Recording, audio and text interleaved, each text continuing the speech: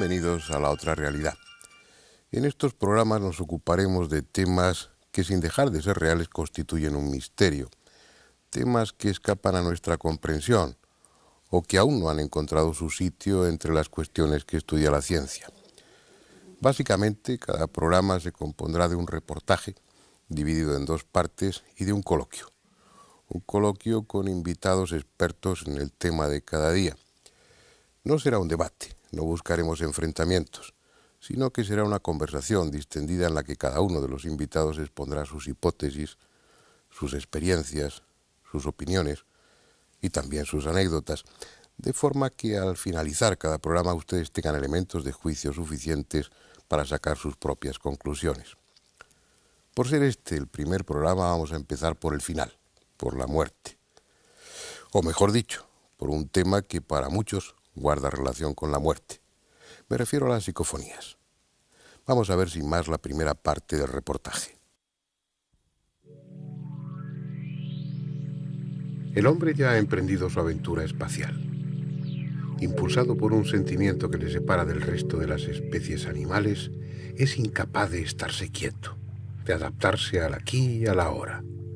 Su angustia le empuja a conocer, a saber, a buscar su propio origen, aunque sea más allá de las estrellas.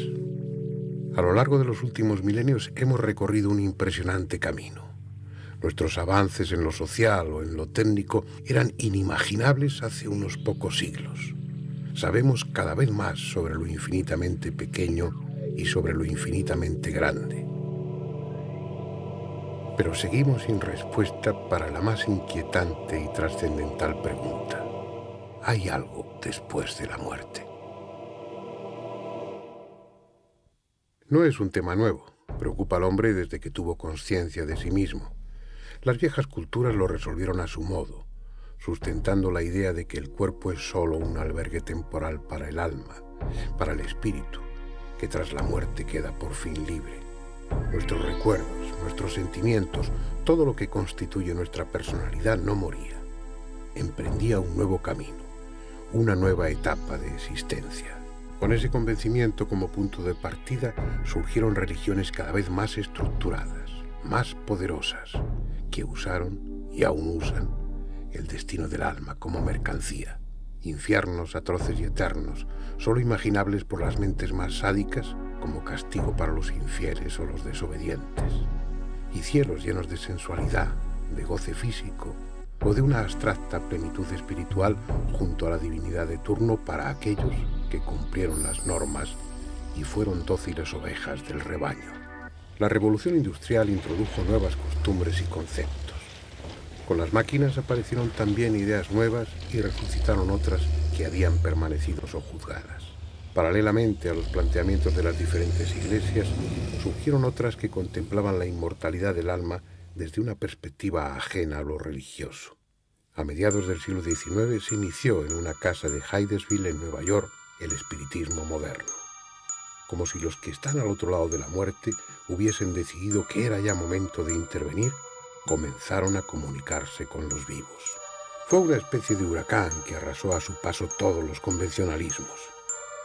Los salones de América y de Europa abrieron de par en par sus puertas a los veladores y mesas parlantes, a los médiums que materializaban espíritus o a los tableros de Ouija, y a cualquier medio que sirviese para facilitar esa comunicación con los muertos que desde el otro mundo parecían ansiosos de reanudar sus lazos con los vivos. Han pasado muchos años desde entonces, pero aunque sin la repercusión social que tuvo en tiempos, el espiritismo continúa vigente como práctica y como filosofía. Sin embargo, el cambio más significativo, la aportación más espectacular a ese presunto contacto con el mundo de los espíritus, ha venido paradójicamente a través de la electrónica. Sin médiums en trance, sin mesas ni tableros parlantes, simplemente por medio del magnetofón, los que cruzaron la frontera de la muerte han decidido ni más ni menos que hacerse oír.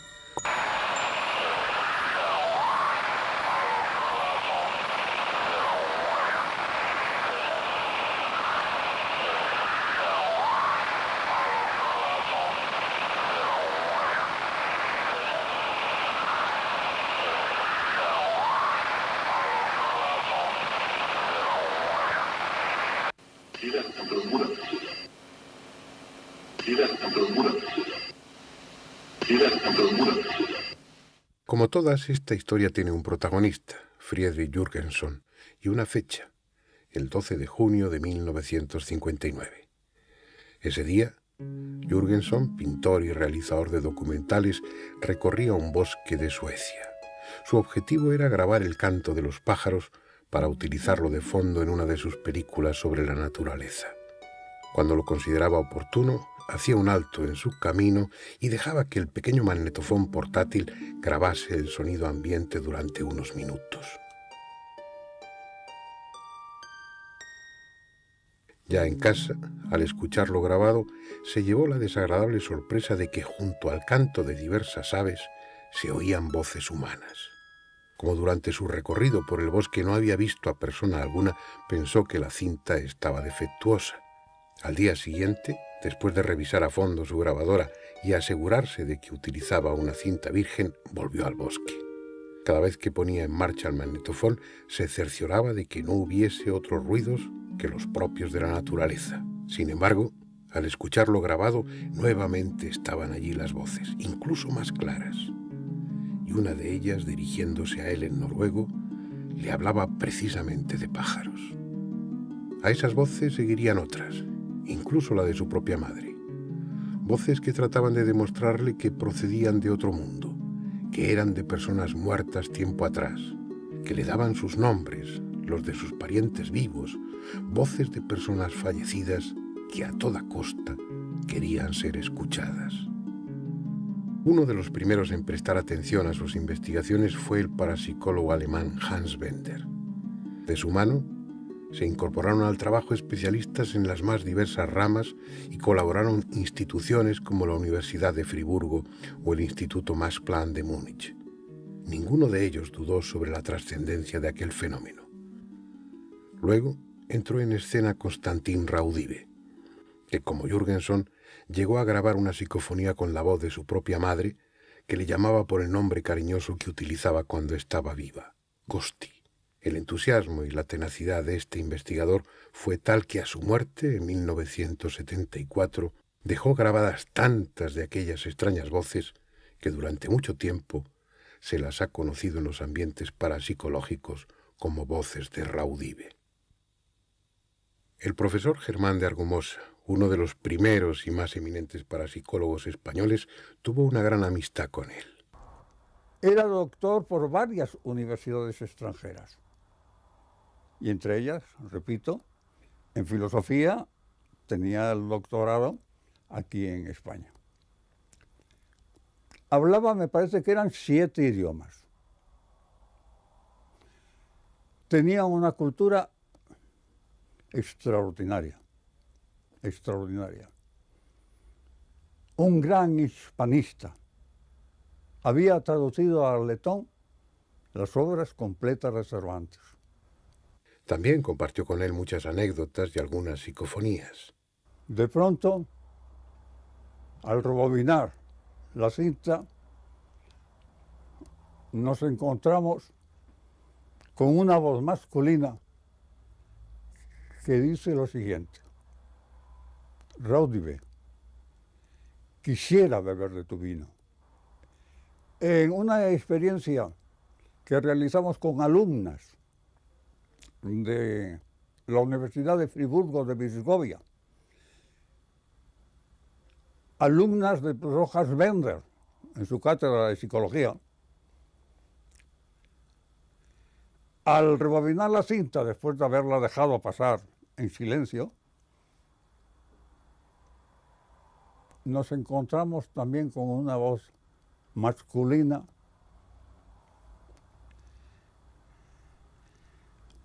que se lamentaba. ¡Qué envidia os tengo! Los dos pensamos que hacía referencia a aquellas niñas tan monas que nos estaban rodeando, claro. E incluso compartieron algunos secretos, como el de la trágica muerte de otro investigador cuyas circunstancias nunca fueron publicadas. Un científico sueco, muy interesado por la parapsicología, empieza a hacer experiencias parafónicas. Desgraciadamente, su mujer fallece, joven, los dos, sin hijos. Él queda desolado. Y a los pocos días del fallecimiento de su mujer,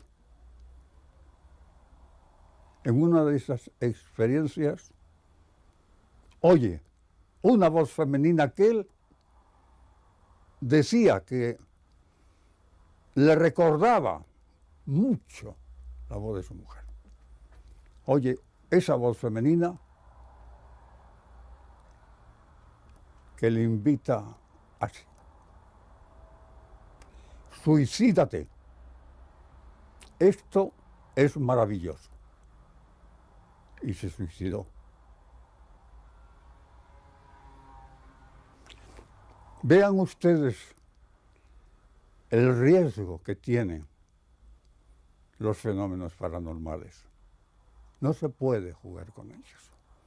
Hay que tener la cabeza muy fría para entrar en ese mundo y los nervios muy templados. Bien, yo creo que con lo que ha aparecido en esa primera parte del reportaje ya hay tema suficiente para iniciar un coloquio. Pero es preciso presentarles a ustedes a nuestros invitados de esta noche. Andrés Averasturi, periodista, un hombre con sentido común, al que todas estas cosas le dan mucho miedo, según dice él. Pánico, directamente. Y que, bueno, va a aportar, espero, pues una dosis de sensatez en estos debates, en estos coloquios, y va a representar en alguna medida, bueno, la opinión de los que están al otro lado de la pantalla. Va a hacer las preguntas o va que piense que se están haciendo ustedes en sus casas, o va a bajar el nivel si estamos hablando con excesivos tecnicismos. Sinesio Darnell, que es una autoridad mundial en el tema de las psicofonías y de la psicoimagen, 25 años investigando sobre esos temas. Sí, la psicofonía es de los que más saben, aunque él no quiera o no lo pretenda, pues se ha convertido en el maestro de otros muchos investigadores que más tarde que él se ha iniciado en el campo de las psicofonías. Yo creo que tiene un conocimiento profundo del tema y además muchas anécdotas que yo espero que vayan saliendo a lo largo del coloquio. Pedro Amorós, que es el presidente de la Asociación Española de Investigaciones Parapsicológicas, 15 o 16 años investigando en las psicofonías, miles de ellas, y también con tu punto de vista, con tu opinión, con tus hipótesis que después expondremos o expondrás aquí y que las discutiremos. Y Fernando Rosillo, buenas noches, que junto con José Luis Tajada y con José Martínez constituyen un grupo de investigación de gente joven que aportan diferentes conocimientos en electrónica, en informática. Lo tuyo es la economía, tú estás acabando económicas. Sí, yo soy un poco el de las finanzas de... Tú llevas las cuentas de lo que os gastáis en la experimentación. Pero que, bueno, en el poco tiempo, en los pocos años que lleváis investigando ya habéis adquirido fama de rigurosos, de serios, de metódicos y de aplicar muy exhaustivamente las técnicas actuales para el estudio de las psicofonías. No sé si recordarán cómo terminaba esa primera parte del reportaje, pero hay una frase del profesor Germán de Argumosa que pienso que merece consideración y tal vez pedir la opinión de nuestros invitados. Pueden ser peligrosos este tipo de temas, la investigación de estas cuestiones, uno puede dejarse enganchar afectivamente o de otra manera en esa cuestión. Ahora lo veremos. Vamos a iniciar el coloquio y lo que sí os pediría a los cuatro es que os interrumpáis, que habléis como queráis, que os sintáis lo más, si queréis pegaros también, pero a mí no, por favor, entre vosotros. Bueno, Sinesio. Bueno, yo creo que sí, que depende mucho de la formación de quien experimenta. Personalmente conozco el caso de una chica que perdió en unas circunstancias muy lamentables a su marido, hacía 3 meses que estaban casados, se aficionó a la psicofonía y la voz que ella quería reconocer como la de su marido la incitó al suicidio, hasta tal extremo que hizo un intento de suicidio. La salvaron por los pelos. Lo que no debe hacerse nunca, pues, es creerse todo lo que nos dicen, ni mucho menos, ni intentar personalizar demasiado a la voz que nos contesta o nos puede decir algo. Y nunca hacer de estas técnicas de transcomunicación algo así como una religión casera o un tipo de filosofía. Es un fenómeno que hemos de estudiar teniendo en cuenta que puede ocurrir que de ser nosotros los que manipulamos el fenómeno nos llegue a manipular a nosotros. No está mal, es una frase que queda muy bien. Yo me sigo preguntando, ¿para qué sirve una psicofonía? Bien, esa es una pregunta. Sí, porque es que yo todos los mensajes que he oído más o menos son unos mensajes absolutamente inconexos, incoherentes. Sí, mamá, miedo, y yo no sé qué, cielo muy bonito. O sea, son muy trágicos, pero no aportan nada. No. Eso depende. Depende de una psicofonía suelta, no puede aportar nada, pero cuando se sigue una experimentación, una serie de preguntas que una vez contestadas llegas a unas conclusiones, entonces al menos te puede indicar de que no estamos tan solos de como nos creemos. Para unas personas pueden ser importantes, para otras no. En todo caso, ¿para quién servirían? ¿Para quien emite las voces o para el que las recibe? No, yo creo que ¿Para quién es más necesaria la psicofonía? para todas aquellas personas que tengan curiosidad. Esa es una respuesta claro. obvia. A ver, yo cuando escribía el guión de esa primera parte del reportaje, lo que comentaba es que daba la impresión de que ellos, sean quienes sean, estaban esperando tener una oportunidad de manifestarse en esta realidad. Pero estamos hablando de ellos, estamos hablando... ¿Qué son realmente? Bueno, un momento. Es que ellos, tenemos un problema semántico. A ver. Tenemos un problema semántico. Es hablar de ellos, como hablar de longitudes y ondas, como frecuencias. No hay un vocabulario específico. Ellos es algo que es inteligente, que contesta a nuestras preguntas, que nos llama por nuestro nombre e incluso a veces nos hacen advertencias de peligros o que se nos pueden avecinar. Y esto creo que es importante. Pero que esas cosas son ya muy gordas, ¿no? Pues claro, es que son inteligentes, tienen su propio sentido del humor, eso también nos consta a vosotros. Estamos refiriéndonos a unas voces que se graban en magnetofones que no responden a ninguna causa convencional, normal, no son ni ondas de radio, ni programas de televisión, no, son voces de algún sitio que son inteligentes, que intervienen en las cuestiones humanas, os contestan y dicen cosas. Es cierto, y a mí lo que me gustaría también es poner un poquito los pies en el suelo, a pesar de que Andrés ya lo vaya a poner incidiendo, y estoy de acuerdo. Los pies en el suelo es sencillamente para exponer que los investigadores que llevamos por lo menos muchos años dedicados a realizar pues este estudio de las psicofonías y del campo de la transcomunicación, pues no nos dejamos llevar por cualquier cosa que se oiga ni nada. Tenemos que tener un rigor, tenemos que tener la cabeza sobre los hombros y no abrir mucho el cerebro, como me dijo un buen amigo, si no se nos caerá algún día, ¿no? Entonces, ¿para qué? Para que no nos tomen porque, pues una persona que haya dicho una cosa, haya dicho otra, ¿no? Pues que tenga una opinión muy diversa. El investigador debe ser frío y debe tener, ya digo, la cabeza sobre los hombros y no dejarse llevar por lo que crea o lo que haya pensado que podría decirle una voz, ¿no? Sí, pero me imagino, perdona Pedro, que no es tan fácil ser frío. Tú me contabas antes de iniciar el programa una experiencia tuya en la que en un momento determinado dices, bueno, yo quiero alguna prueba. ¿Y qué pasó? Yo, cuento un poquito el caso para exponerlo. Pues un día salía de una grabación de un programa de televisión y llegué a casa pues un poco cabreado. Pues dices cosas que a lo mejor no hubieras dicho. Y me senté delante de mi estudio, me puse los aparatos y dije, pues si hay alguien aquí, hola, soy Pedro, dadme una prueba de que existí realmente. Porque a pesar de tantos años, pues yo personalmente también dudo de la existencia. Y pues una voz profunda me contestó por aquellos aparatos que yo tenía en marcha y me dijo, hola Pedro, estoy muerto. Dime por qué causa crees que estoy muerto. Esto a mí me sobrecogió. Bueno. Me sobrecogió porque... Además, si no es una psicofonía, estaba comentando Andrés palabras o frases muy cortas, esta es una frase larga. Sí. Hay un aspecto ahí, perdón, te he interrumpido. Sigue. No, es lo que a mí me impactó, ¿no? Sobre todo el decir qué pasa después. ¿Qué le dices a esto? te das cuenta de que realmente esta energía, o lo que quiera que sea, que nos habla desde ese otro lado, pues piensa, tiene inteligencia, sabía cómo me llamaba. Sí, ya había oído. ¿Y qué le dijiste?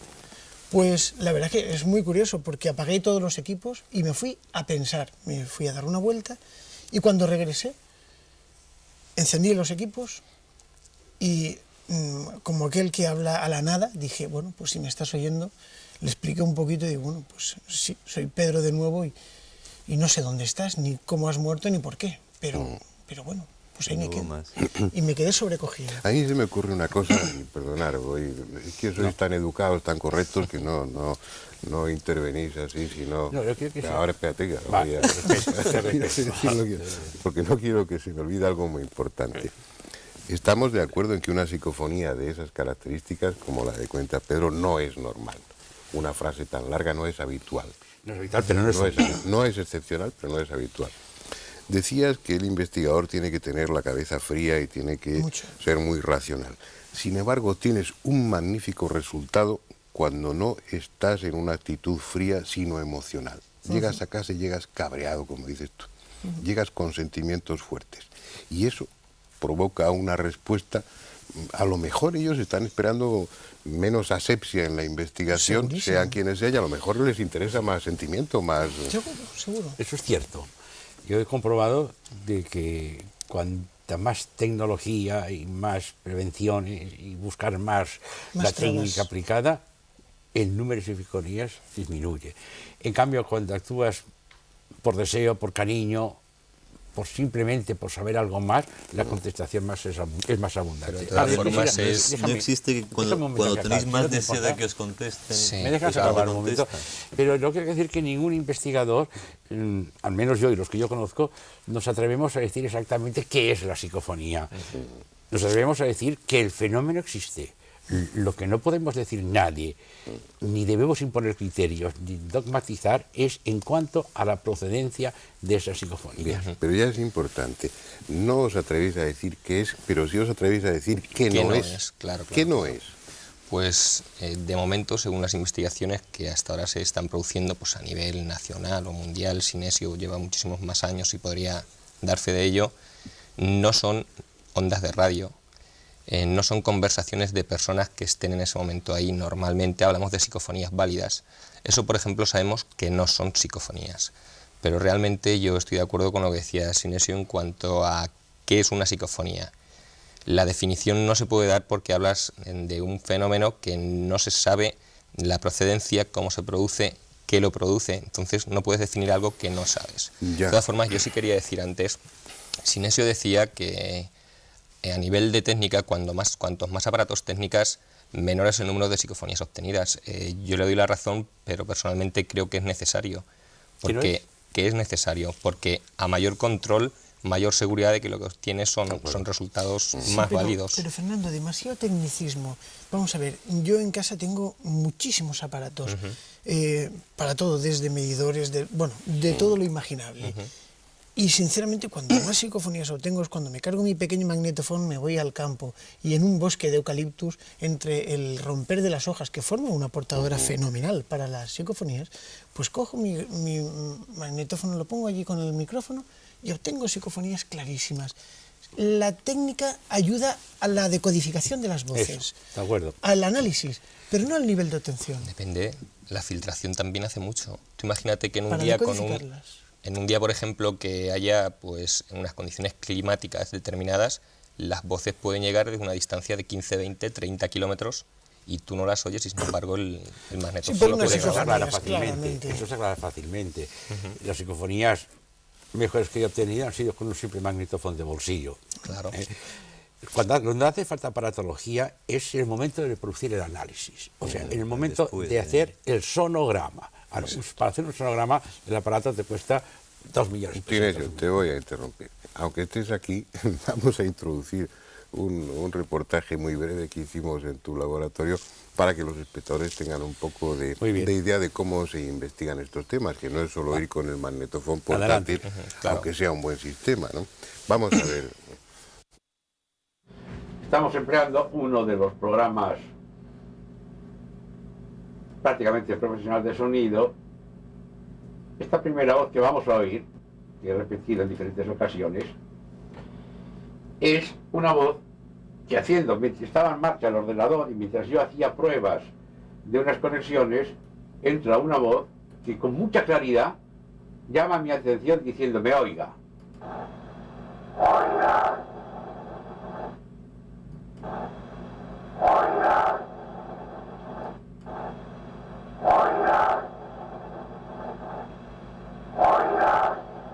Este programa me permite transformar en un momento determinado la voz en una gráfica de colores en la cual los diferentes tonos o timbres adquieren diferentes tonalidades de color, y con lo cual nos permite realizar un estudio cromático de la voz y establecer diferencias con otras voces. Creo que esta psicofonía se oye perfectamente. Pasaremos a escuchar otra también célebre. No conservo muchas porque llega un momento en que no tiene interés la psicofonía en sí, lo que tiene interés es la metodología, lo que tiene interés es la manera de cómo entra y cómo se produce. En cierta ocasión, pues, estaba yo también, en este caso sí, intencionadamente estaba haciendo psicofonía, y una voz me insulta, cosa que es frecuente a estos experimentadores, que alguien se meta con nosotros. En este caso a mí me dijeron, no recuerdo exactamente, pero algo así como decrépito o algo así. Entonces yo digo, eso lo serás tú. Inmediatamente sale una voz de mujer, casi gritando, que se disculpa diciendo, yo no he sido. Seleccionaremos y escucharemos. No soy yo, eso es.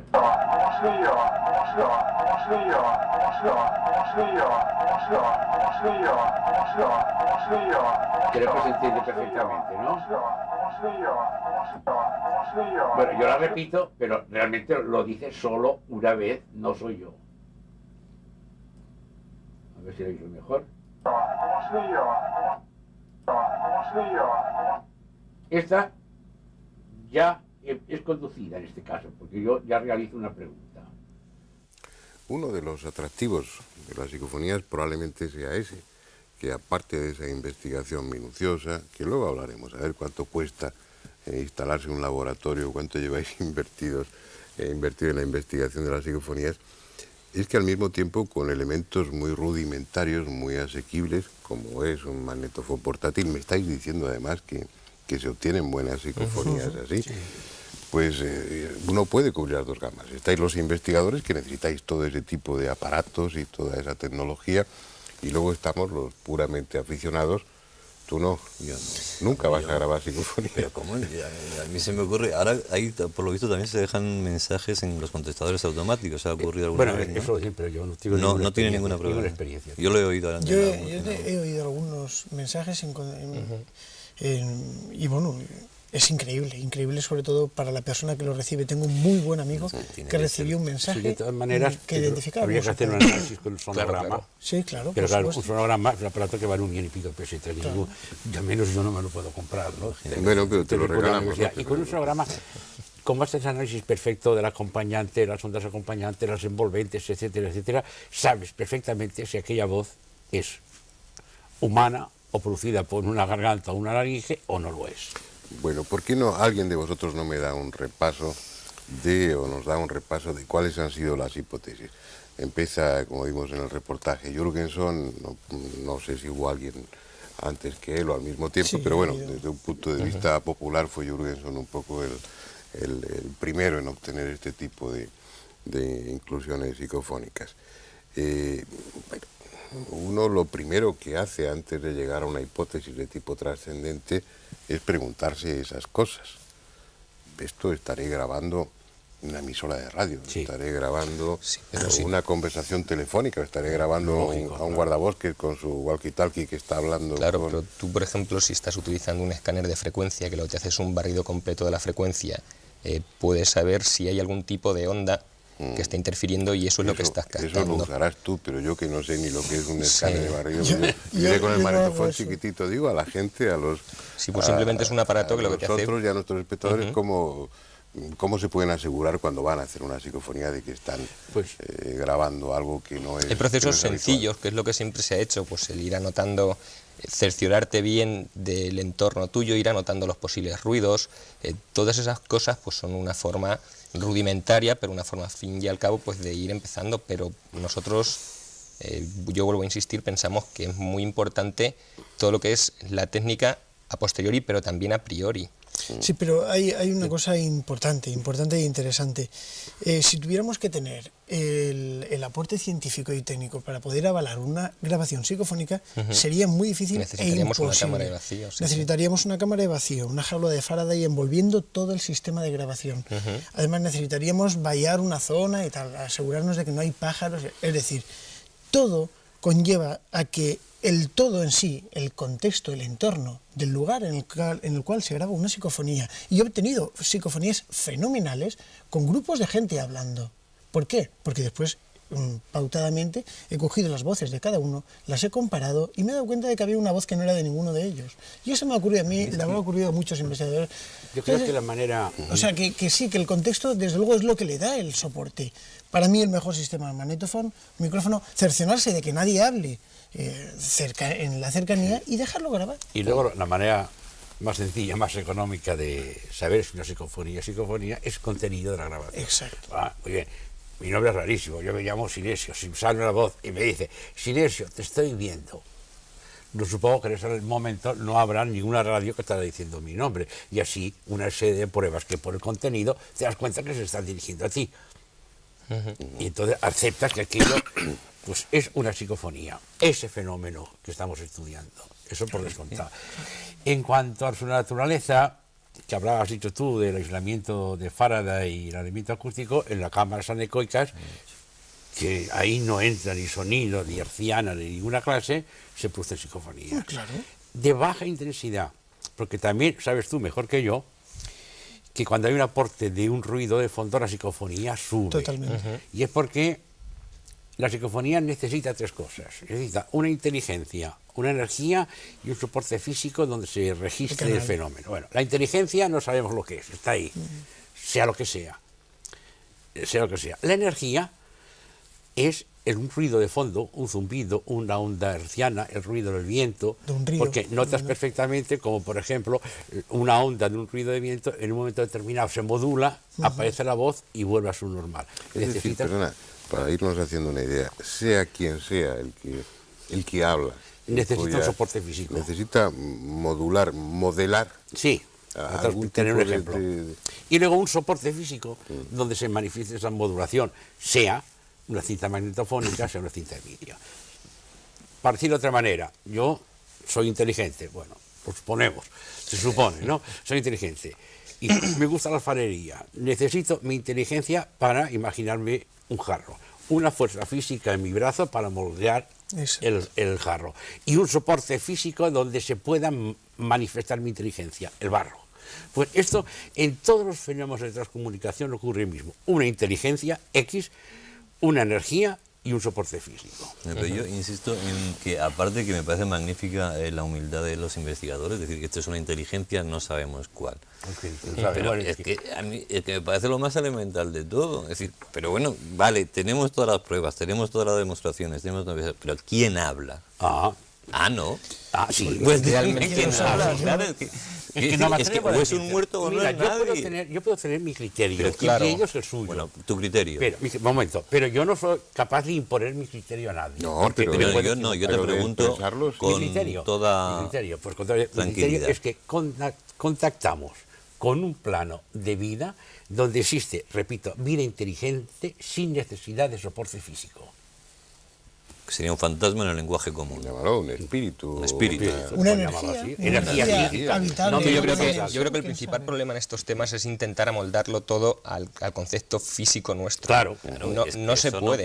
Hombre, si van a contestar en un magnetofón, tendré que juzgarlo desde mi magnetofonía. Sí, pero por ejemplo, tú cuando hablas de conceptos, cuando se hablan de conceptos de física, hay conceptos que no se pueden imaginar. Entonces, en este campo ocurre lo mismo. De Cuando niveles hablamos de energía, ¿quieres decir? No, hablo de física. dimensiones. Por ejemplo, una onda de radio no se Dimensiones. ve y sin embargo está ahí. Claro, Entonces hablamos se de mide. conceptos muy sutiles, claro, y nosotros esto lo medimos a base de investigación y a base de Sí, te análisis. pregunto, no que sigue existiendo. No, pero te que me pongo en refiero duda, que aquí lo difícil es definir, cuando Sinesio habla de energía, es precisamente qué es esa energía. La llamamos Exacto. energía porque no Pero tenemos es que otro energía concepto. inteligente, Pero cuando ¿por qué energía esa- solo me lo No, creo, un inteligente momento. solo me lo creo. Energía, ¿por qué esa inteligente renuencia a es cuando utilizar- a mí yo no me he pone dicho nervioso. inteligente, he dicho una Una inteligencia que maneja una energía, Claro. ajena Claro. a sí, maneja una energía ajena a la propia y inteligencia, luego un soporte físico. que puede ser ajena, quiero decir, ajena. Claro. Pero has La dicho prueba que es esa- que Stokowski... has dicho que esa inteligencia no está en un plano físico. No, bueno, es que... En un plano dimensional Es un conocido. plano dimensional conocido. Conocido. Claro. O sea, los planos de nuestros. nuestras 3 o 4 ¿Por dimensiones. qué os cuesta, no digo que sean espíritus, pero por qué os mostráis tan renuentes a utilizar esos términos que todos Porque entendemos? siendo de ¿No tal queréis manera mezclar prudente? una cosa con otra? Porque mira, muy Os dan sencillo, por porque todos siendo sitios. prudentes se nos carga y se mete con nosotros. Imagínate que no fuéramos prudentes. Pero, Nos lleváis a lo que era. Bueno, y Nos estas lleváis a lo que era. energías, No, nosotros hasta no. que no se inventó el magnetofón, ¿qué hacían? Parece ser que Edison ya había obtenido alguna grabación con su famoso gramófono. Bueno, y hasta que no existía el gramófono, Pues ahí estaban esperando que fuéramos Pues nosotros quizás- capaces Pero las de inventar. mesas, las de las perdón, hermanas. Quizás Ah, se comunicaban por de otra manera, las de otras tribus maneras. de Y indios, pues- se comunicaban mediante huesos, tirándolos, y entonces... Posiblemente, a medida que vayan aumentando las ciencias, la tecnología aumentará la aumentará capacidad de también la contacto. capacidad. Exacto. Pero es curioso, ¿no? Porque además- eso que estáis diciendo. En un momento determinado comienza el espiritismo a mediados del siglo pasado con las hermanas Foss en Hyattsville, toda esa historia.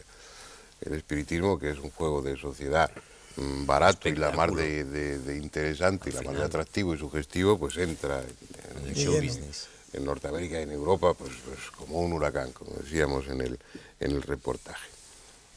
Yo he estado unos 12 o 13 años metido muy a fondo en las diversas formas de espiritismo y todas esas cosas. Pero está sucediendo lo que está sucediendo con la comunicación. ¿Os dais cuenta de que salvo las cartas del banco o publicidad directa, ya no recibimos apenas cartas de amigos, cartas escritas? Se utiliza el teléfono o ahora ya se utiliza internet. Da la impresión de que los no espíritus, de que esas entidades, de que esas inteligencias también al aparecer las psicofonías y la psicoimagen están Modernizando, dejando en un segundo plano la comunicación a través de los medios, no de las medios, ¿no? Parece que también se han incorporado a la Sí, técnica. pero Fernando, yo no quiero desmitificar nada porque conozco muchísimos mediums fenomenales y a personas que lo realizan de una forma estupenda y muy rigurosa. Pero Y cuando hay un medium se graban mejores psicofonías, es más fácil. no, en absoluto. es que ya no O sea, graban. se Es que, graba lo claro. que el medium dice. Yo he obtenido psicofonías en muchos sitios y en sesiones mediúmnicas, pues he estado Se con mis cuelan. magnetófonos y he obtenido. cuelan. Pero bueno, no es que más. Para Digo, mí lo no que... me refiero si al generarse un ambiente Un ambiente propicio. de esas características es más fácil que se graben psicofonías o no. Desde luego, pero yo pregunto, hoy en día existen mediums, que sí, que los he visto y que tal, que realmente pues hagan este tipo de aportes, este tipo de materializaciones. Quizás esto es ya muy difícil de encontrar, muy difícil de encontrar. Y claro, teniendo ese tipo de materia prima, y no me gusta llamarlo así, pues sí, evidentemente pues se podrán detectar pues raps, fenómenos poltergeist, y entre ellos pues la psicofonía, ¿no? Pero no Porque será al fin y revés a lo cabo- que ha dicho Fernando. Es decir, tú dices, Fernando, que parece que esas energías se están encontrando más a gusto con la nueva tecnología, igual que nosotros. ¿No será que Claro, ¿ves? nosotros, al utilizar más tecnología, Estamos es decir, encontrando las energías no estarán dentro de nosotros mismos? No, mira, yo, Pregunto. como antes ha dicho Sinesio, Puede ser. cuando se Puede inventó ser. el teléfono, Que son una de las teorías que se manejó y que, bueno, Sí, se ha bueno. descartado, se ha rebatido cuando se mucho, inventó el pero ha sido teléfono, muy polémica, ¿no? había gente que oía golpes pequeños y había quien pensaba que eran los muertos que querían comunicar. Entonces hubo gente que se dedicó a hacer aparatos y demás. Con el paso de los años, eso se descubrió que eran lo que ha dado pie a toda una ciencia que es la radioastronomía. Eran los púlsares que hay en el espacio y era precisamente lo que se estaba captando. ¿Qué quiero decir con esto? Pues que probablemente cuanto más sepamos podamos ir descartando más cosas. podremos seguir diciendo que no son psicofonías, hasta que si tenemos suerte algún día pues se pueda llegar a decir, aunque solo sea por descartes, que es una psicofonía. Perdón un momentito porque... Ir descartando teorías. Perdonad porque estamos dando por sabidas cosas que probablemente para muchos de nuestros espectadores no familiarizados con este tema son desconocidas. Cuando se empezaron a grabar psicofonías y el tema empezó a adquirir la relevancia que ha tenido después, pues se formularon diferentes hipótesis. Y descartando ya pues que fueran ondas espurias o que fueran grabaciones de otro tipo, pues una de las ideas que estuvo en boga y que yo creo todavía algunos parapsicólogos incluso la mantienen, es la de la psicocinesis, que es que el investigador, sin ser consciente de ello, esté provocando en la materia, en este caso en el micrófono directamente sobre la emulsión de la cinta magnetofónica, sea él inconscientemente que con un fenómeno de telequinesis esté produciendo la psicofonía. Hubo, entre otras hipótesis, algunas que eran una auténtica tontería, como aquella de la ventriloquía inconsciente, que es una de las cosas, es que eso que se grababa allí, lo estaba grabando, eran voces que estaba emitiendo por ventriloquía el que investigaba sin darse cuenta. Doña de ello, Rogelia, ¿no? sin darse cuenta de eso. Sí. Bueno, pero sí me gustaría, al hilo de esto que acabo de decir, pues por ejemplo, de comentar a Sinesio que una de las formas de investigar que tenéis es sin estar en el laboratorio. Sí, hace muchos años que se viene empleando. Incluso uno de los sistemas muy curiosos es que se hizo hacer que diferentes amigos míos de Europa en general me remitían cintas con preguntas grabadas. Yo ignoraba totalmente el contenido. En cuanto me llegaba la cinta, quitaba la carátula y esa cinta iba a parar a un cajón. Y llegué a tener 30 y tantas cintas que no sabían ni de quién eran ni cuál era su contenido. Entonces conecté 2 platinas de grabación, que me las conectó Pedro, porque yo electrónicamente soy bastante calamida, y en una ponía la cinta con las preguntas y en play, y en la otra ponía la cinta virgen en récord, en grabación. Entonces, ambos aparatos iban conectados a un temporizador ciego. Bueno, llegaba que yo me iba un fin de semana, o 3, o 4, o 5 días fuera, ponía el temporizador en marcha. Y a una hora que yo desconocía, los 2 aparatos se ponen en marcha. Uno emitiendo preguntas en francés, en inglés, o en alemán, o en castellano, mayoritariamente, y el otro grabando. Llegó un momento en que hubieron bastantes contestaciones, que alguien preguntaba algo en una cinta y me quedaba la contestación en la otra cinta. La pregunta emitida y la contestación. Y comentarios tan cojosos como decir, si no estás, ¿para qué contestar? Parece claro que sean quienes sean, tienen sentido del humor también. Mira, hay un tipo de voces que llaman voces interrelacionadas, que a veces hablan entre ellas. Una de las psicofonías que más me impresionó, porque ya no las guardo, porque son tantísimas las que tengo, me interesa más la tecnología. Me sale una voz que me dice, mañana te morirás. Y entonces sale otra voz de fondo gritando que dice, no le hagas caso, es un mentiroso. Sí. O sea que existe. O sea, encima broma. Encima broma. Pero oye, ¿tú puedes oír eso? Aunque oigas el no le hagas caso, ¿tú esa noche dormiste bien? Sí, tranquilamente. No sé si hemos traído o has pasado o te has traído una en la cual me sale una voz que me dice, que me acuerdo exactamente, decrépito. Y entonces yo le contesto, eso no eres tú. Y sale una voz de mujer chillando, yo no he sido, que yo no he sido, que yo no he sido, disculpándose. Son siniestros. ¿Tú la has oído esta sinfonía, la que grabasteis, ¿verdad? Sí. La que grabasteis sonando en Córdoba, en la Facultad de Derecho de Córdoba, hace poco tiempo, hace unos pocos meses, sí.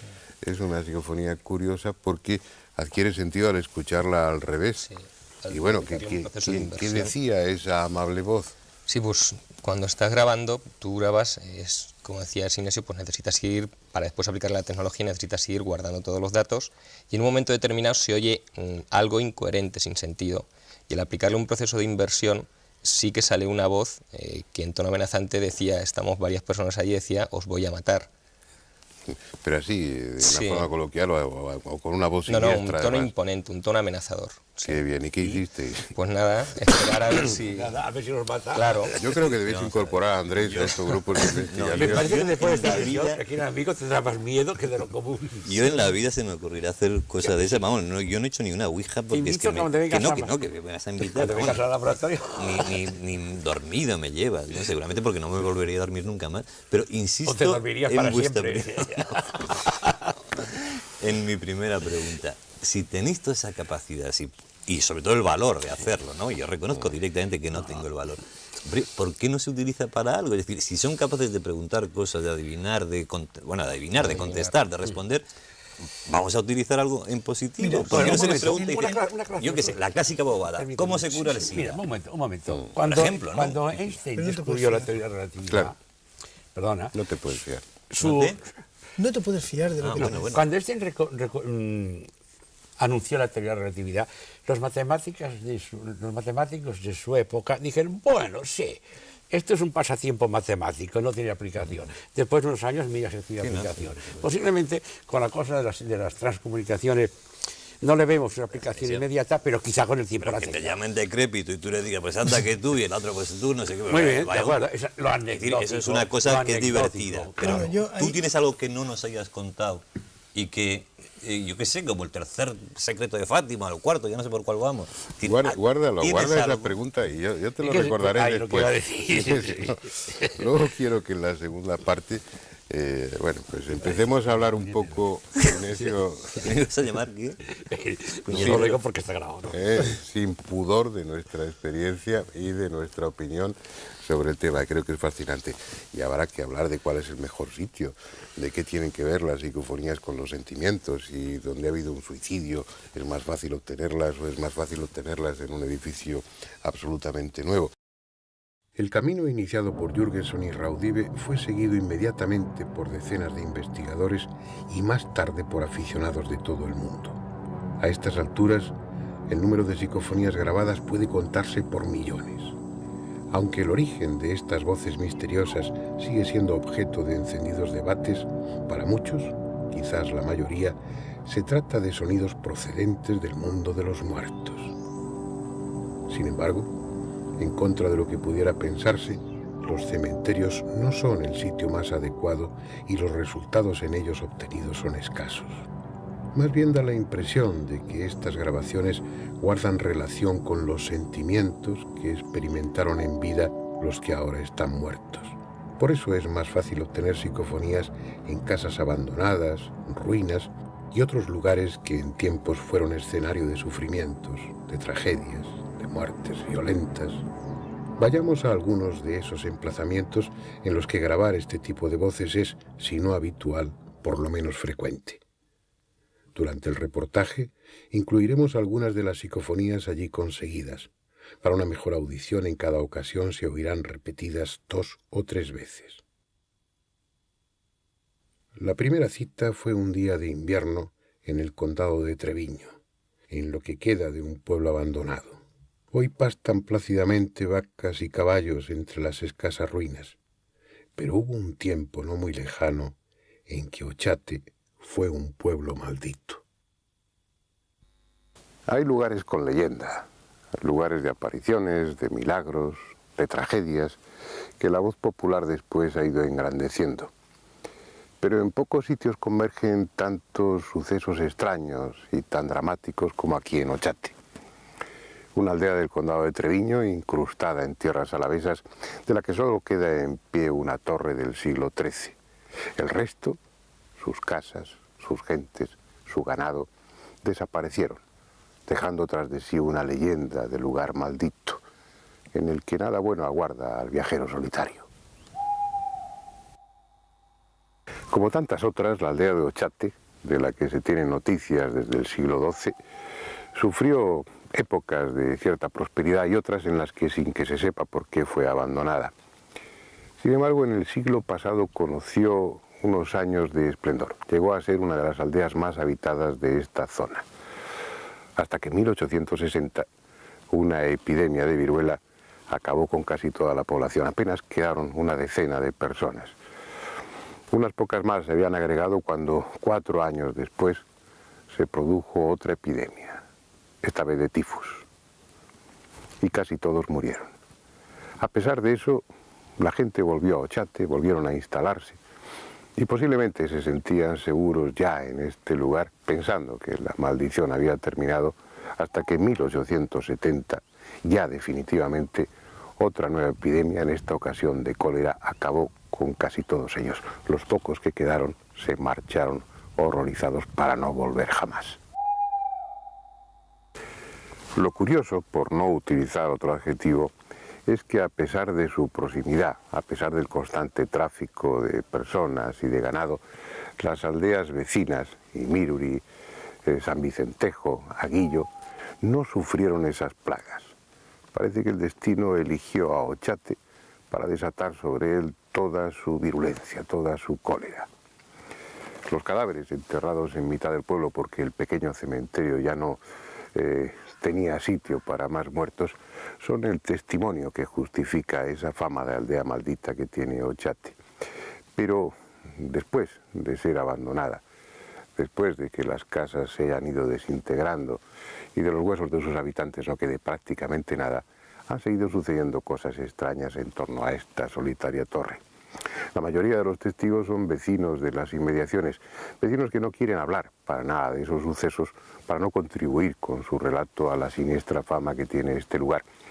Pero no faltan los visitantes ocasionales, los investigadores, los curiosos, que atraídos por la fama de Ochate han venido aquí y han sufrido todo tipo de experiencias, desde el avistamiento de eso que llamamos objetos volantes no identificados, hasta manos fantasmales empujando, agrediendo a los que aquí están, psicofonías e incluso personas que han desaparecido, que desaparecieron sin dejar rastro, como si este pueblo maldito se las hubiera tragado.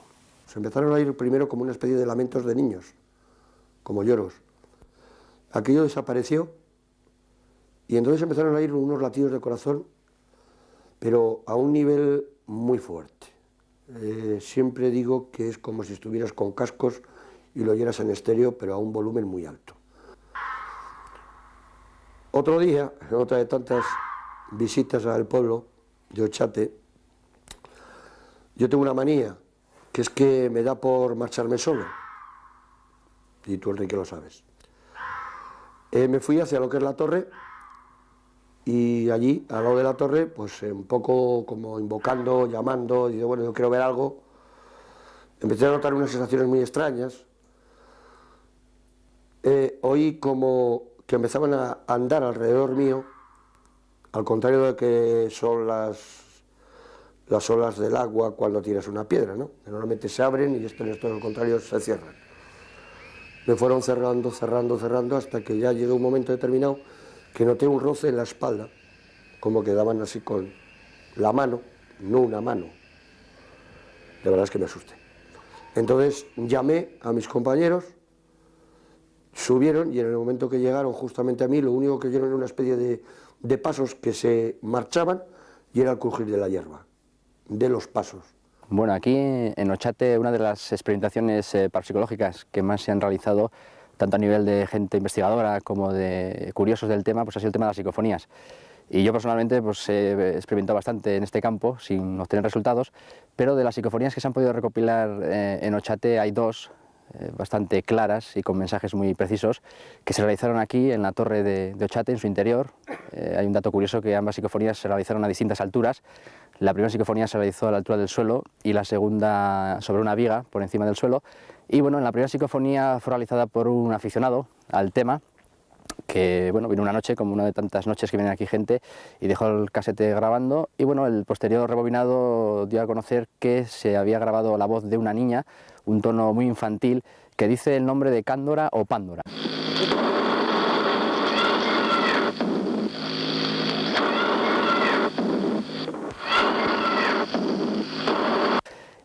Luego, la segunda psicofonía que antes comentaba fue realizada por un grupo de una asociación de investigación parapsicológica de aquí de Vitoria.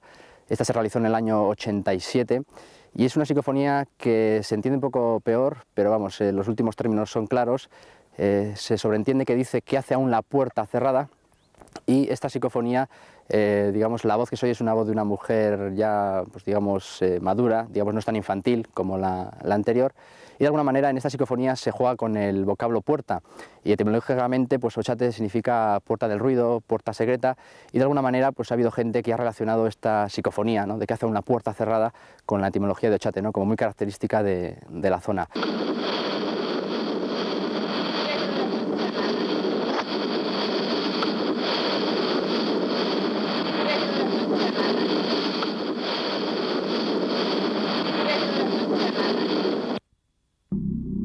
Si no son voces de los muertos, cuando menos parecen proceder de otro mundo distinto a este.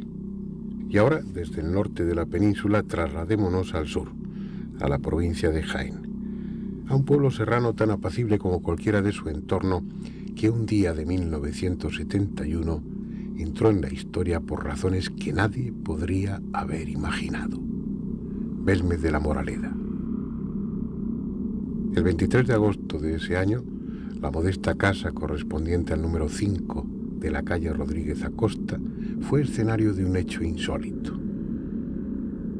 Sobre el suelo de la cocina apareció un enigmático rostro formado con los distintos tonos grises del cemento. Lo que en principio parecía obra de la casualidad se transformó en suceso apasionante, porque a esa cara le siguió otra y otra. Sugestivas, siniestras o melancólicas fueron cubriendo el suelo de la cocina. No había explicación posible, y como parte de aquel barrio está construido sobre un antiguo cementerio, resultó inevitable que la mayoría atribuyese aquella galería de retratos a causas sobrenaturales. En pocos meses, el tema de las caras de Belmez se convirtió en noticia internacional. En España, el diario Pueblo, uno de los de mayor tirada en aquellos años, dedicó página tras página al caso, y los especialistas, junto con miles de curiosos, empezaron a llegar a la hasta entonces tranquila población jienense. No es momento de entrar en detalles. Dentro de esta serie dedicaremos un programa íntegro a las caras de Belmez. Baste decir que las autoridades eclesiásticas y el propio Ministerio de la Gobernación tomaron cartas en el asunto y decidieron zanjarlo drásticamente. El mismo periódico que tanta atención había dedicado al tema fue el encargado de dar el carpetazo, publicando que todo se reducía a un fraude.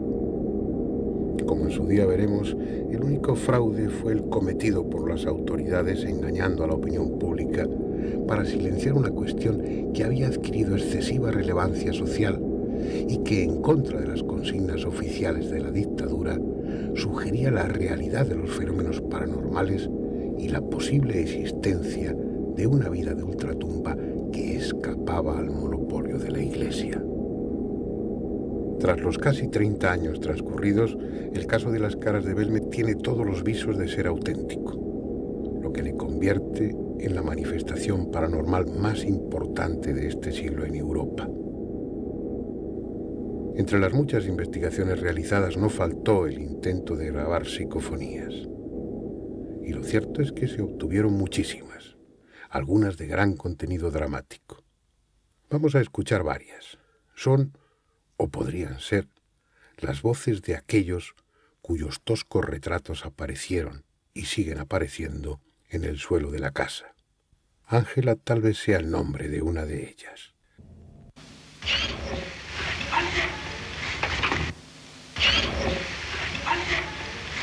Se dice que en esa u otras casas vecinas hubo un prostíbulo hace muchos años y algún que otro hecho sangriento. Tal vez de entonces provenga otra psicofonía grabada allí con un siniestro mensaje: matar a él. Matar a él. Matar a él. Alguien desde muy lejos, quizás desde el otro mundo, llama a Miguel. ¿Algún nombre de una de esas personas a las que pertenezcan una de estas caras? Una de estas caras. Tal vez como respuesta a la pregunta sobre invisibles poderes detrás de aquellas caras, se grabó una psicofonía que escuetamente dice: almas hay.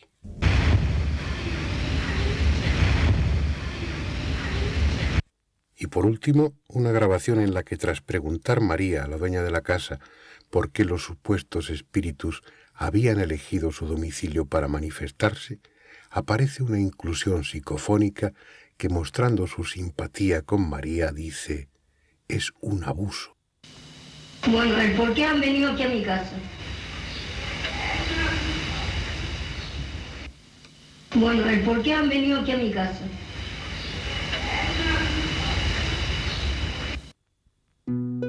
Nuestra última cita para este reportaje es en la ciudad de Albacete. Hoy es la sede de la Jefatura de Industria de Castilla-La Mancha, pero en otro tiempo, en este mismo lugar estaba la Casa de la Marquesa. Su propietaria, Margarita Ruiz de Liori, marquesa de Villasante, fue sin duda una mujer extraordinaria en muchos aspectos. Espía, amante de importantes personajes políticos, de costumbres excesivamente liberales para su época y, por si fuera poco, aficionada a prácticas que lindaban con la magia negra. Su nombre se hizo tristemente popular en 1954, cuando su propio hijo presentó denuncia contra ella en un juzgado de Madrid, acusándola de haber mutilado el cadáver de su hija Margot durante el velatorio. El registro de su casa en Madrid permitió el hallazgo de una mano amputada metida en un frasco con alcohol y otras partes de un cuerpo humano, entre ellas los ojos y un trozo de lengua. El juez ordenó la exhumación del cadáver y pudo comprobarse que, en efecto, los macabros despojos habían sido cortados del cuerpo de la hija. La investigación posterior dejó claro que, como en otras propiedades de la marquesa, en su casa de Albacete se habían practicado sacrificios de animales y reuniones de carácter ritual con todo tipo de actividades sexuales.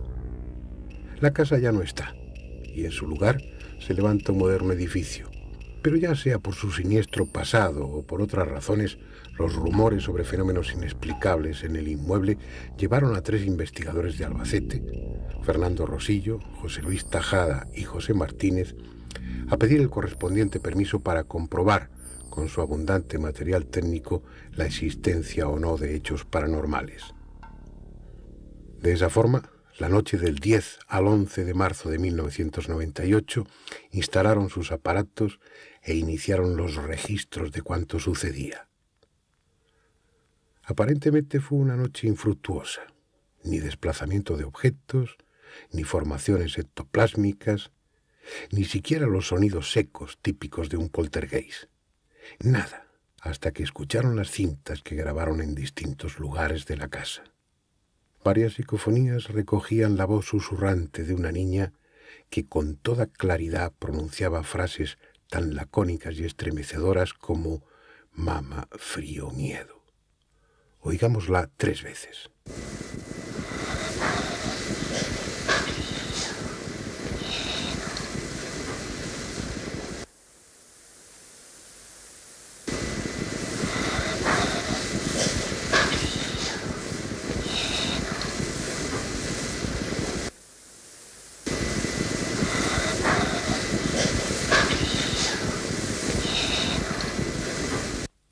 Venida quién sabe de dónde, aquella voz infantil, tan enternecedora como escalofriante, se acercó a uno de los micrófonos para decir simplemente que era ella.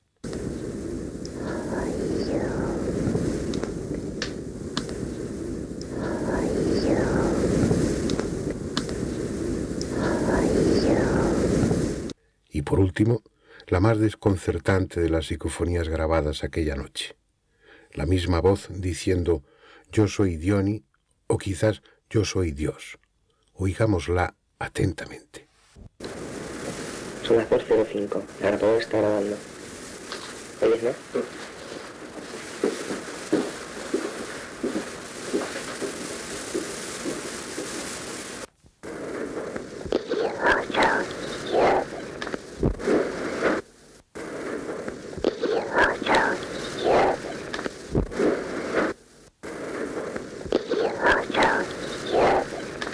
Una voz tan sugestiva y clara que dejó perplejos a los propios investigadores.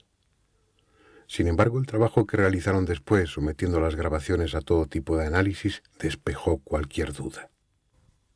Obviamente el problema que nosotros tenemos cada vez que hay que salir a investigar es el desplazamiento de todo el equipo. Nosotros lo que intentamos siempre es llevar un equipo básico que nos permita, si es necesario, el análisis de lo que se está obteniendo, y sobre todo lo que más nos interesa es poder llevarnos a nuestro pequeño laboratorio la máxima cantidad posible, llevarnos la máxima cantidad posible de material, tanto a nivel acústico como a nivel visual. La labor técnica, la labor de análisis realmente ardua y dura es la que se efectúa en nuestro laboratorio, ya que los ordenadores que nosotros estamos utilizando para poder analizarlo pues son bastante más sensibles que los que tenemos aquí, y siempre por miedo al desplazamiento pues los dejamos allí. Obviamente el tiempo que tenemos aquí es muy limitado y nos interesa más recoger buenos registros que el ponernos aquí a analizar. Tras el análisis de las últimas presuntas psicofonías que se obtuvieron aquí, tanto las que se obtuvieron el 11 de marzo como las que obtuvimos a posteriori, la conclusión a la que se ha llegado es que no pertenecen a ninguna de las personas que estuvimos aquí y se pueden clasificar como psicofonías o parafonías. Son inclusiones psicofónicas que se salen de lo normalmente conocido ahora mismo bajo esa terminología, ya que no están incluidas directamente sobre el sonido ambiente, sino que parece demostrable que hubo algún tipo de manipulación física del instrumento, en ese caso la grabadora que se estaba utilizando, para efectuar ese tipo de inclusión acústica. Toda la psicofonía siempre es voz de mujer y siempre es un tipo de lamentos. No sabemos si es de la marquesa o de la hija, no sabemos de quién será, pero siempre aparecen el mismo tono de voz. Siempre coincide, siempre suele salir en el hueco de la escalera y en la sala de juntas. Son los sitios donde siempre se han obtenido las mejores psicofonías. Antes de que entremos a debatir, y espero que en esta segunda parte os mostréis más violentos, nos tiramos los vasos de agua. Hay una cosa que ha quedado ahí en esa segunda parte del reportaje, Fernando. Cuando estabais en la casa de la marquesa, la de la mano cortada, esas psicofonías que para mí son espeluznantes, esa niña tierna y siniestra, de película de miedo, de Mario Bava, decías o comentabais, no recuerdo quién era, si José Luis Tajada o José Martínez o quién era, que eran especiales porque había una manipulación ahí. Yo me he quedado con... ¿Qué pasa? ¿Que alguien se coló de los que había, se metió alguien por allí y fue un truco? ¿O a qué os referís? Para nada, cuando hablamos de una manipulación nos referimos a manipulación física del entorno. Eso, sea lo que sea, es capaz de interferir en nuestro entorno físico. Eso es cuando nosotros hablamos, en nuestro campo, cuando hablamos de manipulación, nos referimos a eso. Otra cosa es un fraude que es completamente muy distinto. Bueno, venga, a ver, ¿qué cosas se os ocurre? Yo tengo aquí apuntadas 10.000 cosas. Sí, yo quería, si me permitís... Primero, las marquesas dan mucho juego. Sí, demasiado. Sobre todo para que... La niña, en lugar de decir lo que dice, debía decir cosas horribles de su madre. Pero es que nosotros no estamos diciendo que lo que se grabe allí, ni nosotros ni nadie, lo decía antes Sinesio, tenga que ser una niña o la hija de la marquesa o la marquesa. Insisto en lo que estaba insistiendo, vosotros no decís, lo dice Sinesio y todo lo demás. Sinesio, por cierto, no me ha contestado a si él sabe algo que no haya dicho a nadie, ni siquiera a su familia, que seguramente lo del milagro de Fátima ese, lo de los secretos de Fátima que te decía antes. Aparte de si no, y estas cosas así decrépito, ¿Tú quieres que te conteste algo así un poco? No, yo quiero que me digas si es verdad. Yo sé cosas, o me han dicho cosas que no puedo contar. Hombre, sí, es verdad. Yo de ti me fío absolutamente. Que quede claro, muchas gracias. Yo sí, tengo psicofonías que puedo o no puedo contarlas, quizás sí pudiera contarlas. Por ejemplo, te contaré una muy impresionante. Cuando hubo la primera guerra del Golfo, 2 semanas antes ya hubieron psicofonías advirtiendo la guerra del Golfo. No esta última, esta escaramuza de ahora, no, la auténtica guerra anterior. Ya hubieron escaramuza. Y también, y no lo digo para que no duermas, pero también han habido y he tenido psicofonías de anuncio de defunción. Una, y no, ya tengo bastante. ¿Y ocurrió? ¿Y alguna persona cercana o no? Mira, no muy cercana. ¿Y cómo fue, si recuerdas textualmente? Sí, te lo explico. Mira, bueno, yo ya sabes que soy químico, trabajaba entonces en un laboratorio, necesitaba un producto químico, era vísperas de Navidad y pensé, después de Navidad ya iré a buscar este producto. Y vísperas de Navidad, haciendo una psicofonía, me sale una voz que me dice, me llama por mi nombre, me dice, Darnell, soy Comte. Comte es un apellido catalán. Soy Comte. Y el catalán me dice, estoy muerto. Bueno, pensé, ¿continúo o no continúo? Sí, no, sí, continúa, yo me quedo.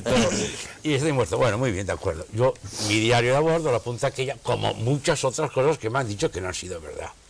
Paso vacaciones en Navidad, busco el anuario de productos químicos, encuentro una dirección donde está este producto, voy a buscar una muestra y recuerdo que el químico de allí se llama Comte. Y a su socio le digo, por cierto, ¿y Comte de dónde? Ah, esta contestación la tuve yo, por ejemplo, el 12 de noviembre, no me acuerdo, el 12 de diciembre. Bueno, cuando vuelvo, voy a buscar la muestra, hablo con el químico y le pregunto, ¿y Comte no trabajaba aquí? Y dice, sí, ¿qué puedo verlo? Y dice, desgraciadamente no. El 8 de diciembre, escalando una montaña, se le rompió la cuerda y se mató. Y yo tuve la contestación 4 o 5 días después de su fallecimiento. Ahora, me vas a preguntar, ¿y era Comte el que te contesta? No lo sé. Ya. Sí, no, hay mucha casualidad. Da igual que sea Comte un amigo suyo de más allá. Ahora, ¿te has quedado satisfecho? No, me he quedado intranquilísimo, insatisfechísimo. Yo tengo una anécdota que quizás a lo mejor, bueno, a mí me pone mucho los pelos de punta cuando se trata de voces. Si te ponen los pelos de punta a ti, menos mal que ya no. A mí en cambio no me ponen los pelos. A mí tampoco. Cuando se trata de voces de niños es algo para mí superior, porque quizás la inocencia y tal. Un día, después de un programa de radio, recibí una llamada donde me invitaban a realizar una psicofonía en una casa donde había una señora que había perdido a su hija. Su hija era una niña, falleció con 16 años, inválida, no podía andar. Y bueno, pues yo, un poco reacio, porque no me gusta hacer este tipo de cosas, pues asistí a aquel lugar por la excesiva, vamos, lo que quería la mujer, lo necesitaba, formaba parte un poco de su... Y accedí. 2 investigadores más me acompañaron y obtuve una psicofonía.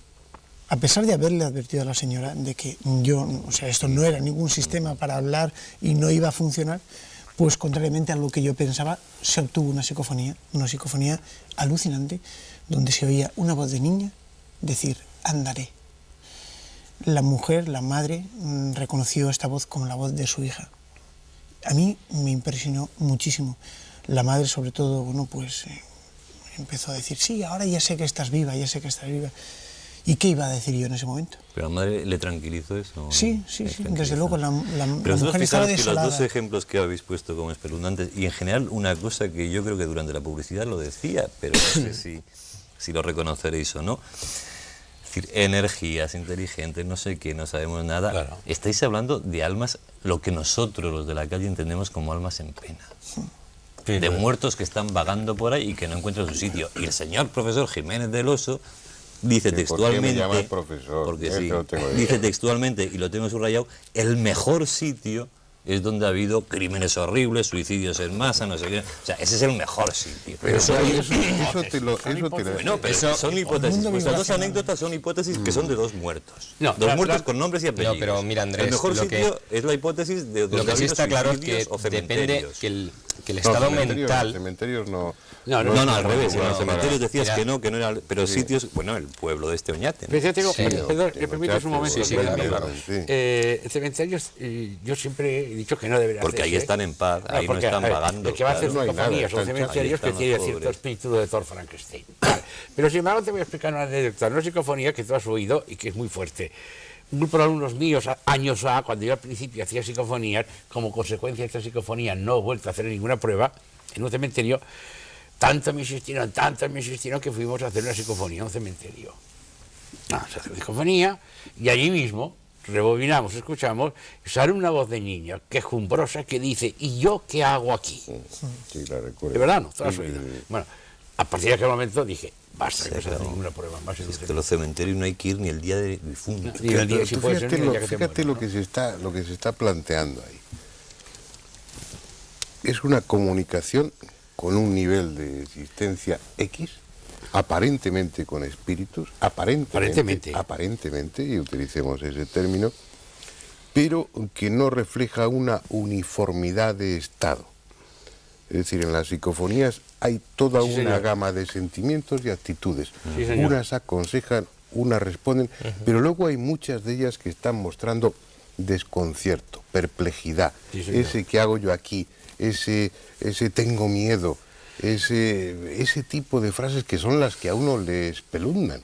Y bueno, ¿qué pasa? ¿Que si te mueres en determinadas circunstancias te quedas por ahí vagando sin saber dónde estás? Que tendría muchas o hay un conexiones tiempo con después de la muerte. ¿Qué pensáis de eso? Mira, pues que... No, ahora no te toca, espera. Depende...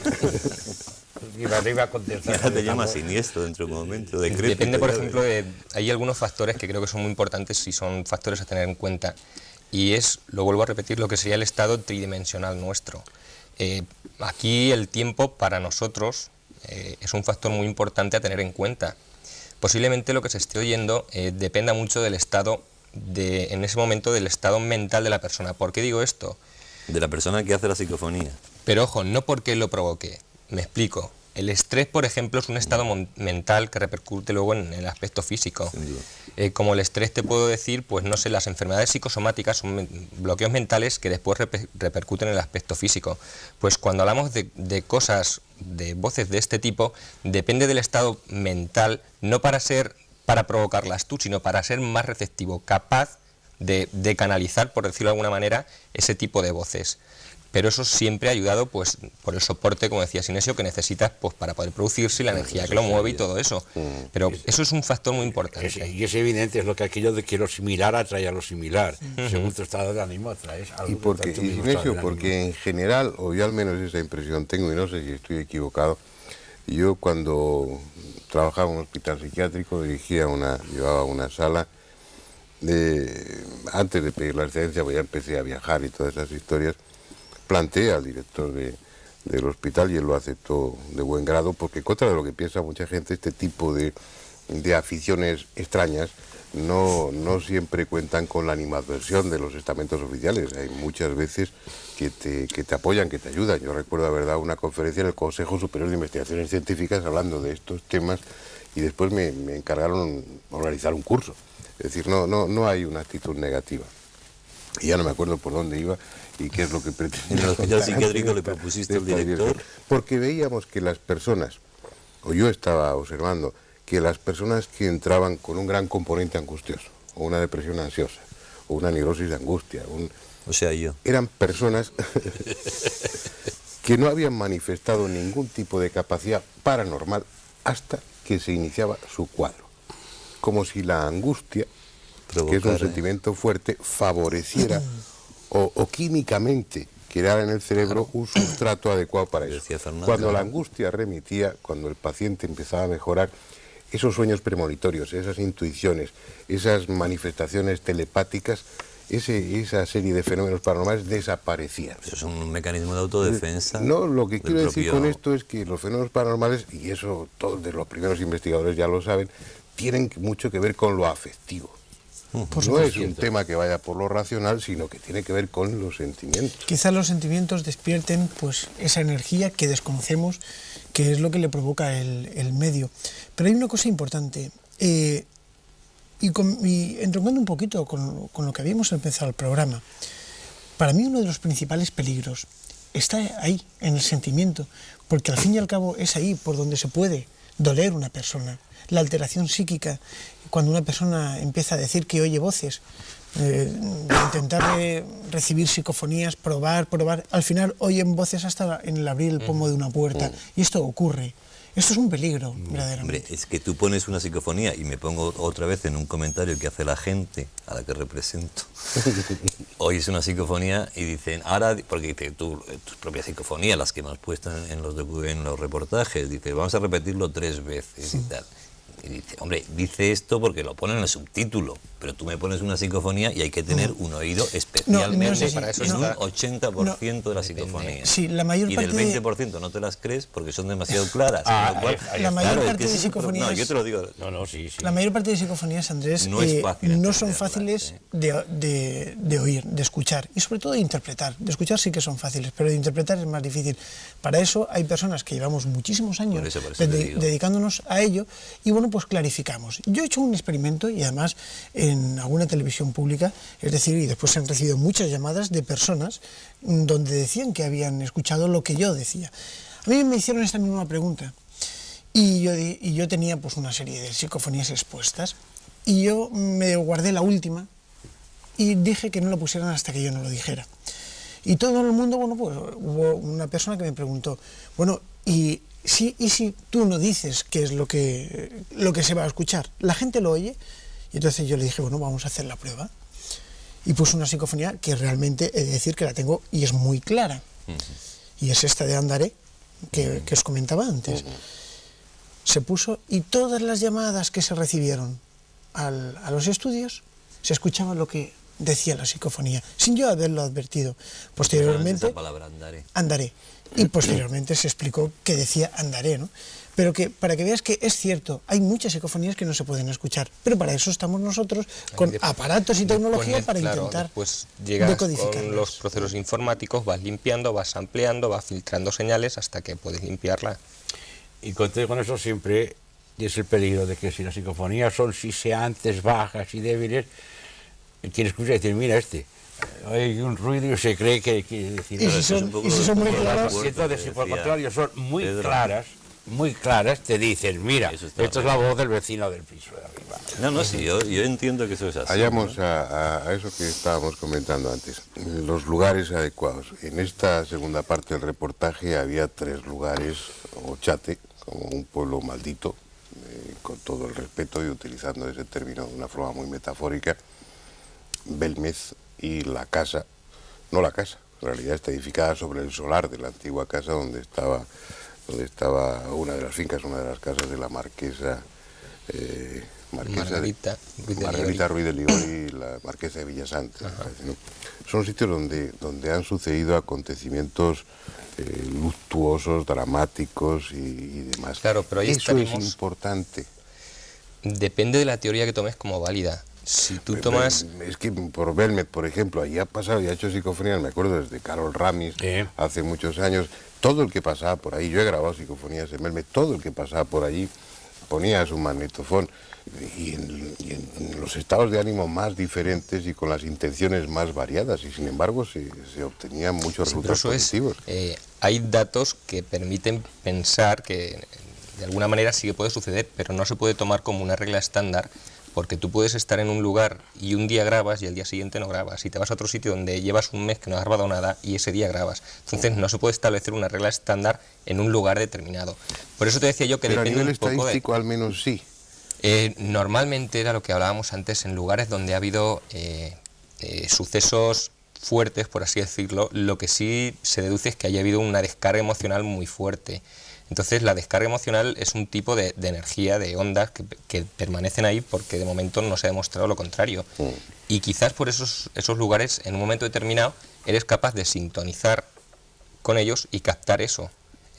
Pero no es una regla estándar porque hay veces, como decía antes, que tú puedes estar haciendo pruebas en el mismo sitio y un día grabas y 20 no o al contrario. Bueno, pero por lo menos yo espero, iba a decir me temo, pero no me lo temo, sino que lo deseo. Espero que muchos de ustedes, pues después del programa, se animen a probar a grabar psicofonías. Ya estoy pretendiendo que aquí nos deis información. Es favorable ese tipo de lugares, aunque no quiere decir que exclusivamente se graben ahí. En nuestro laboratorio. En nuestra propia casa podemos grabar psicofonías. Pero bueno, pero no es tan fácil de obtener con como ese ambiente morboso ya da es un cierto atractivo. Horas, ¿qué horas son las mejores para grabar psicofonías? ¿O no hay? Creo que no hay horas, no hay horas. Toda esa cosa de hacerla por las noches, a la madrugada, es sencillamente por evitar ruidos y murmullos y nada más, pero no hay horas. Teóricamente estarían fuera del tiempo, ¿no?, de ese concepto. Es que prácticamente parece que están fuera del tiempo, sí, totalmente. No, pero se aprovecha el sonido, como dices, Inesio, cuando baja el ruido ambiente, porque no olvidemos que si tú te vas a un bosquecito, cerca habrá alguna población, a no ser que te vayas en medio de una selva, ¿no? Pero siempre hay ruido. Y siempre el ruido ambiente, los árboles. Está el ruido termomolecular que ellos emplean, que es el ruido de las moléculas cuando chocan unas con otras. Es un murmullo, es de la famosa caracola de Mars, ¿no? Y entonces este ruido también es modulable. Pero cuanto más ruido puedas quitar, muchísimo mejor. De ahí que se trabaje mejor por las noches, pero no porque sea mejor. De todas formas, yo quiero decir que, por ejemplo, en el caso nuestro, lo curioso de las psicofonías obtenidas en la delegación de Industria, las 2 noches y la de Córdoba, lo curioso del tema es que fueron en la misma franja horaria, pero sinceramente creemos que ha sido una coincidencia. Y es que se oía en la sala de juntas y en la escalera, cerca de la escalera. Sí, ahí es donde se grabó. Pero no, y en otra parte no. Estuvimos haciendo pruebas por todos los sitios, pero si hablamos de voces o de incidencias o inclusiones atemporales, pues depende de dónde te pille. Pero si es atemporal, es con mucha más facilidad estará fuera del lugar. Es mucho más fácil que esté fuera del sitio. Hay una cosa, Andrés, pero tú ten en cuenta, por ejemplo, perdón un segundito, Pedro, que si estás hablando de ondas, de vibraciones armónicas, depende en un momento determinado cuando tú conectes para que se produzca el fenómeno. Puede ser casualidad que sean en la escalera, puede ser una casualidad que en vez de la escalera te pilla en otro sitio. Claro, a eso me refiero con la atemporalidad de la voz. Yo estoy totalmente de acuerdo contigo, totalmente de acuerdo. Hay una cosa que no hemos valorado. Si en las capillas por la bóveda, por ejemplo, sería... Hay una cosa que no hemos valorado, y es que las voces pues tienen como todo, cuando hablamos de fantasmas o hablamos de espectros, una aparición que se repite siempre. Hay sitios donde se graba una misma voz durante toda la vida, y esa voz, bueno, pues te sales de ese sitio y ya no se graba, ¿no?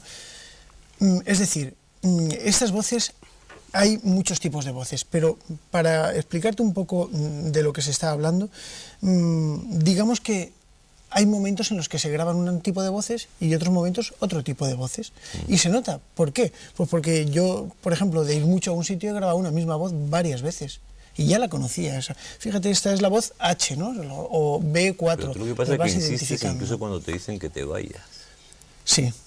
Insisto, y a veces me traen las consecuencias. Fernando no lo sabe, porque en la publicidad me ha dicho que me quería contar una cosa que no iba a contar, pero ya le he puesto en el disparadero, ¿no? No, lo que pasa es que, bueno, son experiencias demasiado fuertes y tampoco es cuestión de causar miedo. Que puedan tener... No, pero que se sepa, que tengan respeto, ¿no? Yo, por ejemplo, y lo he contado en muchas conferencias, ¿no? Es un detalle curioso, pues en una investigación fuimos hasta una casa donde decían que habían ocurrido fenómenos bastante extraños y que, bueno, pues la historia de la casa pues era un poco así... Creo que decía Fernando, un sitio propicio. Propicio. Había un guardia civil que había asesinado a sus dos hijos y a su mujer, etc. Bueno, aquello era un desastre. Hacía muchos años. La casa es una casa de campo en medio de una montaña. Y recuerdo que instalamos una serie de micrófonos inalámbricos y tal, y yo pues siempre en mi vehículo tenía un pequeño panel de control donde controlaba a todos, y mi novia, hoy en día mi mujer, iba tomando las notas de las condiciones atmosféricas, pues determinados datos que yo considero importantes para la investigación. Tipo de ruidos en el ambiente, etc. Y en un momento dado se graba una voz donde, bueno, nos invitan a irnos muy cortésmente, una voz profunda. Yo no le hago caso, almaceno la voz como una psicofonía, la numero, vuelvo a proceder a grabar, obtengo una segunda voz que me decía vete, ya más severamente. Más imperativo. Y yo sigo grabando. Y a la tercera vez, extraña y misteriosamente, el coche empezó a temblar, pero de una forma tan fuerte que yo tuve que salir rápidamente del vehículo. Estuve unos 11 minutos, me costó mucho dinero arreglar los 4 amortiguadores que me estropeó. ¿Se cargaron los 4? Los 4, porque además el coche se movía bastante. Y no era ningún movimiento de temblor de tierra ni nada, era un movimiento extraño. Es decir, novia siguió contigo, por lo visto, porque se casó. Mi novia siguió un poco más respetuosa con esto, pero... Entonces, vamos a ver, es una cosa que decir achacar esto, bueno, pues podría ser fruto de la casualidad, pero demasiada casualidad es, ¿no?, que puedan tener una incidencia física sobre nosotros, sobre las cosas. Es un tema serio, es un tema apasionante, y no solamente graban sonidos, también graban imágenes. Así que no la semana que viene, ni mucho menos, tardaremos algún tiempo en preparar los reportajes, pero yo ya os voy convocando para que hablemos en otra ocasión de psicoimágenes, tendrá más miedo, de fantasmas en el televisor. Ese sería el término adecuado. Muy bien, vamos a dejar el programa aquí. Muchas gracias por acompañarnos y la próxima semana pues estaremos, si a ustedes les apetece compartir este rato con nosotros, estaremos hablando de otro tema que espero que